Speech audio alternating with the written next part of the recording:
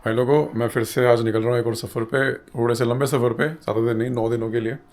और अभी हाल ये है कि मेरे को थोड़ा सा ऑफिस का काम अपना ख़त्म करना है।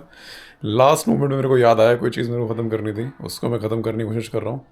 और जैसे ही काम ये चालू होता है, मैं आपको बताता हूँ कि हम क्या करने वाले हैं इस बार, थोड़ी सी डिटेल्स में।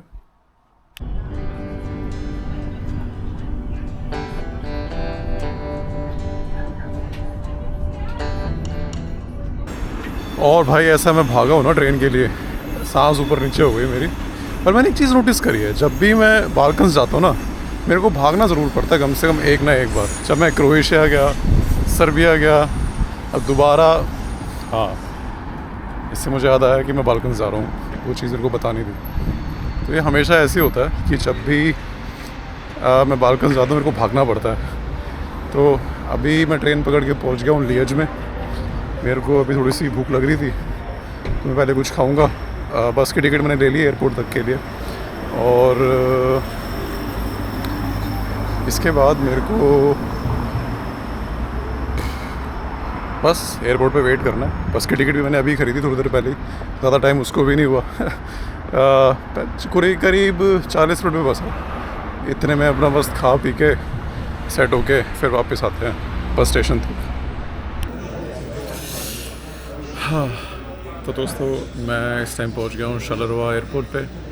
एयरपोर्ट बेल्जियम में पड़ता है, और इधर ही आने के लिए मैंने ट्रेन पकड़ी थी अपनी। और जैसे मैंने आपको बताया कि मैं बालकन्स की ट्रिप मारने जा रहा हूँ, और मेरी पहली फ़्लाइट है अल्बानिया के लिए, अल्बानिया की राजधानी तिराना के लिए। तिराना एक छोटा सा शहर है अल्बानिया में, मतलब देश भी बहुत छोटा सा ही है। और बाकी का प्लान मैं आपको आगे बताऊंगा। बट अभी मैं शार्लरवा एयरपोर्ट पे आया, और मैं ना अपना बैठ के आराम से चिल मार रहा था। एक बार सिक्योरिटी से थ्रू हो के मेरे को थोड़ी देर बाद याद आया यार कि अल्बानिया तो यूरोपियन यूनियन में है ही नहीं, और यूरोपियन यूनियन में अगर कोई देश है नहीं तो उसकी flight of course passport control के बाद होगी। तो मैं भाई जल्दी जल्दी पासपोर्ट कंट्रोल पे गया। मैंने कहा यार इस काम को भी जल्दी से ख़त्म कर लेते हैं, पता नहीं कितनी लंबी लाइन लग रही हो ना लग रही हो। लाइन तो छोटी थी, बट समझने वाली बात यह है कि ऐसी मेरे को भूल पड़ गई कि अल्बानिया यूरोपियन यूनियन में आता ही नहीं है। तो अभी मैं फ़्लाइट का अपना वेट कर रहा हूँ इधर वेटिंग एरिया में, और करीब आधे घंटे में मेरी फ़्लाइट है।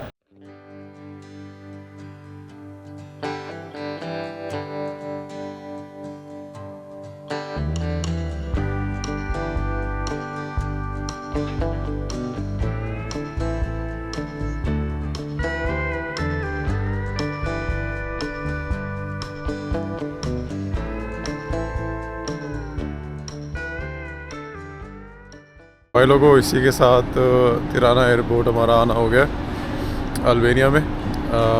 पासपोर्ट कंट्रोल में ज़्यादा टाइम नहीं लगा। उसने बंदे ने बस ये पूछा कि भाई कहाँ से आ रहे हो। मैंने कहा शार्लरवा एयरपोर्ट बेल्जियम से। और उसके अलावा एक और सवाल पूछा कि भाई पहली बार है अल्बानिया में। मैंने कहा हाँ। बस दो चीज़ें पूछी, और मुझे लगा कि मैं अकेला इंडियन हूँगा इसमें, बट प्लेन में, बट मेरे साथ और भी लोग थे। मेरे बराबर में ही एक और देसी बंदा खड़ा हुआ था, बट उससे कुछ ज़्यादा सवाल कर रहे थे, पता नहीं क्या, वो मेरे को पता भी नहीं। उसको ले गए, उसको भी जाने दिया, और काफ़ी जल्दी इमिग्रेशन हो गई। यार छोटा सा एयरपोर्ट है, काफ़ी छोटा एयरपोर्ट है मैं बोलूँगा। और कुछ ऐसा दिखाई देता है, ज़्यादा कुछ खास है नहीं। और मेरे पास मैं चाहूँ तो सिम खरीद सकता हूँ, बट सिम खरीदने का कोई वाजिब रीज़न मिलता नहीं, क्योंकि मेरे को वैसे भी 1 या 2 दिनों में मैसेडोनिया जाना है। मैं वापस आऊँगा मैं, बट यार उतना काम तो हम ई सिम से भी चला सकते हैं, उसके लिए अलग से सिम लेने की मेरे हिसाब से तो ज़रूरत है नहीं। तो अभी तो एयरपोर्ट पे हूँ, अभी तो मैं वाईफाई से काम चला रहा हूँ। अभी निकलने से पहले एक ई सिम खरीद लूँगा मैं, और मेरे हिसाब से टैक्सी लेके हॉस्टल चलते हैं। देर रात को बस मिलना तो बहुत मुश्किल है। कुछ एयरपोर्ट बाहर ऐसा दिखाई देता है। बाहर निकल के मैं एयरपोर्ट से टैक्सी ढूंढ रहा हूँ, क्योंकि यार रात का टाइम है और मुझे शहर के बारे में ज़्यादा पता भी नहीं है, तो ज़्यादा सही यही है कि चुपचाप जहाँ जा रहे हो वहाँ पहुँचो। और उसके लिए यार आधे घंटे की राइड के लिए 20 यूरो मांग रहा है बंदा, पर रात का टाइम है, ज़्यादा कुछ करना भी नहीं चाहिए। I already have it, so ज़्यादा कुछ करना भी नहीं चाहिए। तो the bag, okay, the car, okay, no it's fine, it's fine, yeah. तो यार 20 यूरो मांग रहा है और 21 यूरो कार्ड से पे करने के लिए। पर चलो कोई बात नहीं यार, सोने का टाइम है, घर जाके सोते हैं, हॉस्टल जाके।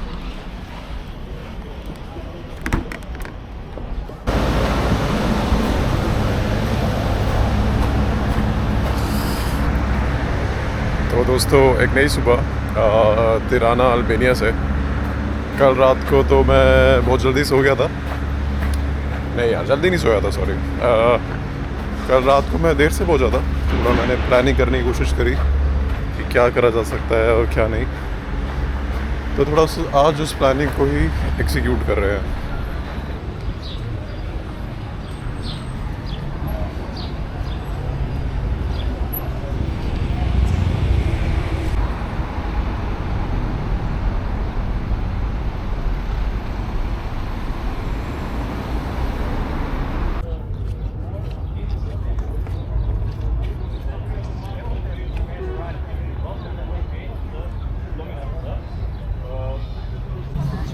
जो आप अभी पीछे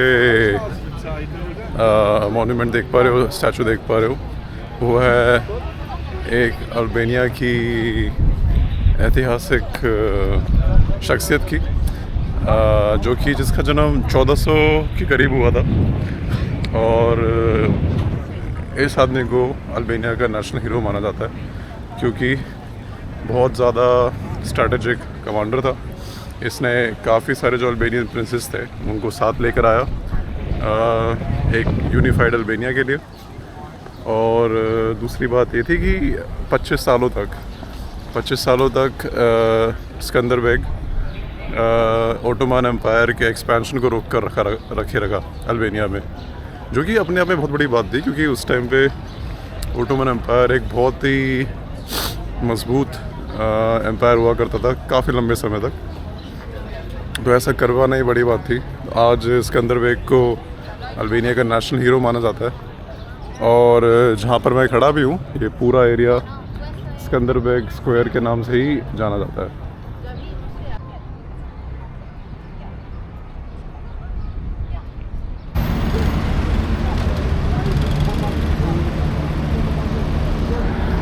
एक चीज़ जो आपको इन देशों में देखने को मिलेगी कि बहुत बड़ा कंट्रास्ट है लोगों में और शहरों में, और जो टूरिस्ट आते हैं यहाँ पे, क्योंकि अल्बानिया ऐसा देश है जो टूरिज़्म के लिए बहुत फेमस होता जा रहा है धीरे धीरे करके। बड़ी बड़ी बिल्डिंगें बन रही है इस शहर में, अगर आप देखो तो जेंट्रिफिकेशन सी भी लगती है। पर मेरे हिसाब से एक एवरेज अल्बानियन नागरिक पे कोई ज़्यादा फ़र्क नहीं आया है उस चीज़ का, जैसा मुझे लगता है। क्योंकि बहुत सारे इलाकों में मुझे ऐसा लगा कि जेंट्रिफिकेशन बहुत ज़्यादा है जगह के हिसाब से। और वो छोटी छोटी चीज़ों में दिखाई भी देता है यार, कि आपकी जो सिटी की बसें चल रही है, उस सिटी की बसें आज भी वो कैसे बोलेंगे, वैसी नहीं है जैसा आप शहर आप बिल्ड कर रहे हो। और जो लोग हैं, तो कहीं ना कहीं मिसमैच है दो चीज़ों में ना।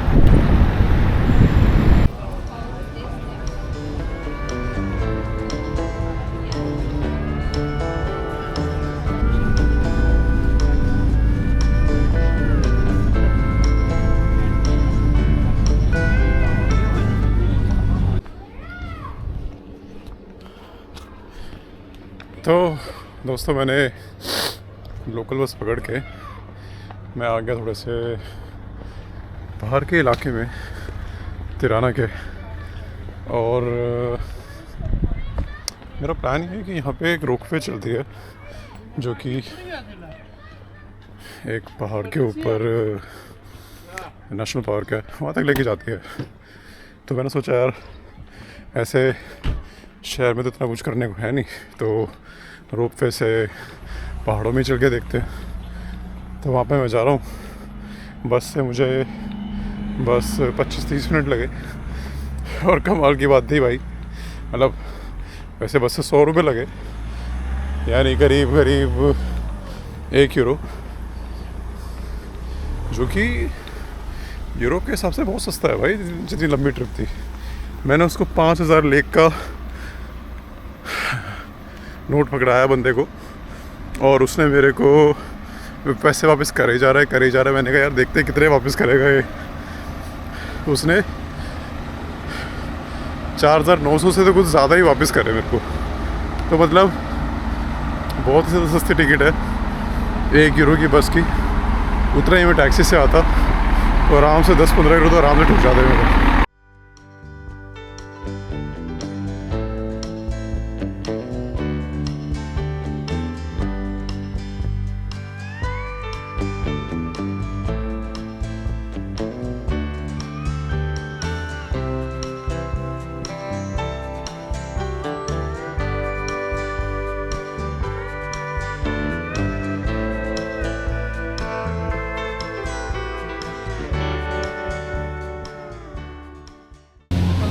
थोड़ा सा चलती ट्रॉली में बैठना पड़ता है, वैसे धीरे चल रही होती है, इतनी तेज़ भी नहीं होती है, बट बैठना ऐसे में ही होता है।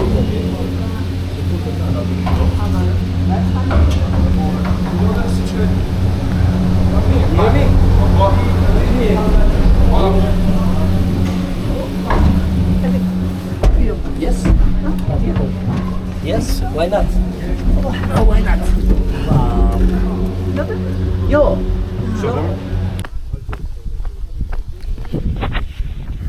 केबल कार से नीचे उतर आया हम यार, और इधर ही एक पास में ना एक और जगह है जहाँ पे मैं जाना चाहता हूँ अभी। मतलब मेरे को नीचे थोड़ा सा उतरना पड़ेगा पहाड़ी पर से, तब जाके वो जगह मेरे को मिलेगी। पर ख़ास बात यह है कि वो बंकर है, एक बहुत बड़ा बंकर है पहाड़ के अंदर, और ऐसे बहुत सारे छोटे बड़े बंकर्स बहुत सारे हैं अल्बानिया में ना। इसका कारण ये है कि जब अल्बानिया में कम्युनिस्ट सरकार हुआ करती थी तो थोड़ा सा उनको डर था इन्वेजन्स का, इन सब चीज़ों का। तो उन्होंने हज़ारों लाखों बंकर उन्होंने छोटे बड़े पूरे देश में बनाए। मतलब आप कहीं पर भी जाओगे आपको वो छोटे बड़े बंकर्स दिखाई दे जाएंगे। उनमें से ही एक बंकर जो कि तिराना अल्बानिया की राजधानी के पास एक पहाड़ी के अंदर बना हुआ है, उसमें मैं अभी जाना चाह रहा हूँ।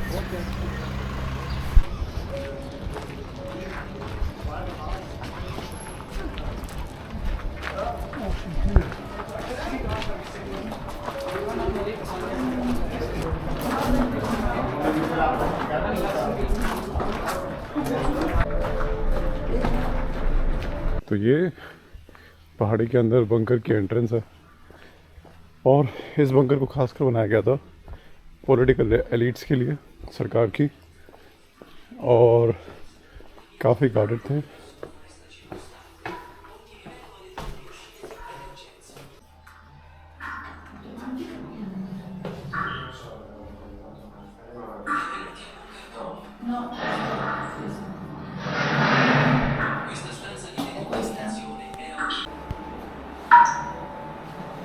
आप देख सकते हो जो बाहर जो दीवारें थी वो इतनी मोटी थी कि भाई पत्थर की दीवारें, सीमेंट की दीवारें, उनको कोई चाहे भी तो कोई कैसे खोल सके।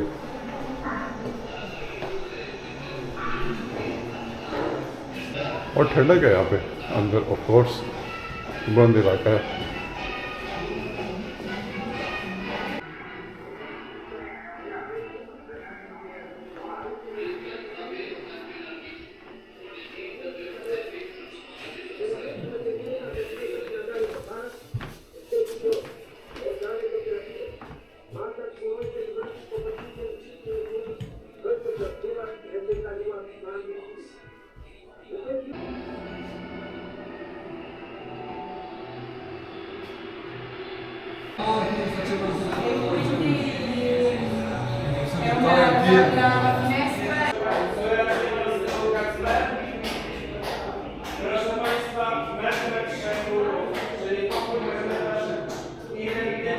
तभी वर्ल्ड वॉर 2 के टाइम पे ऑक्यूपेशन की, और उसके बाद जो कम्युनिस्ट रजीम आई एनवर हुक्सा के अंडर में, उन्होंने क्या क्या स्टेप्स लिए मतलब कंट्री को आइसोलेट करने में, और इतने सारे जो बंकर्स बने उसका भी रीज़न यही है कि डर फिर से इन्वेजन का, और बहुत सारी चीज़ें उससे रिलेटेड।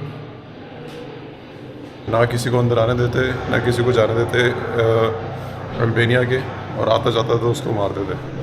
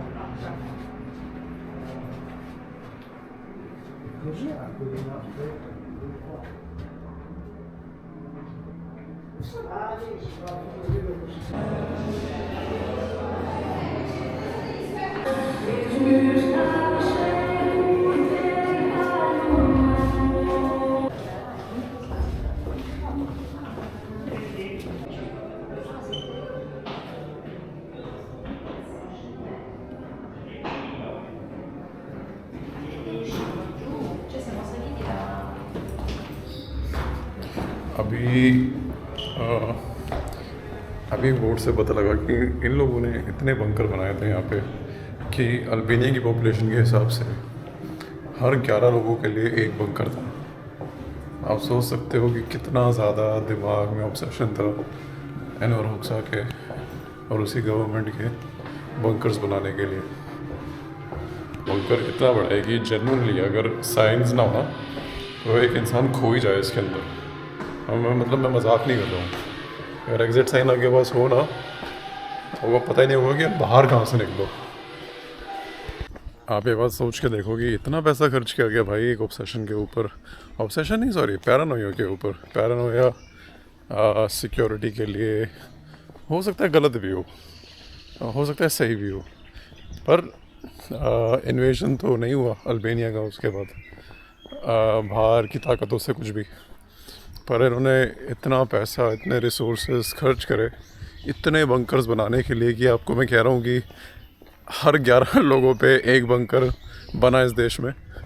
तो कभी कभार कुछ चीज़ें तो समझ के परे हैं भाई, या शायद हम उस समय से आगे हैं इसलिए हमको समझ नहीं आता, ये भी हो सकता है।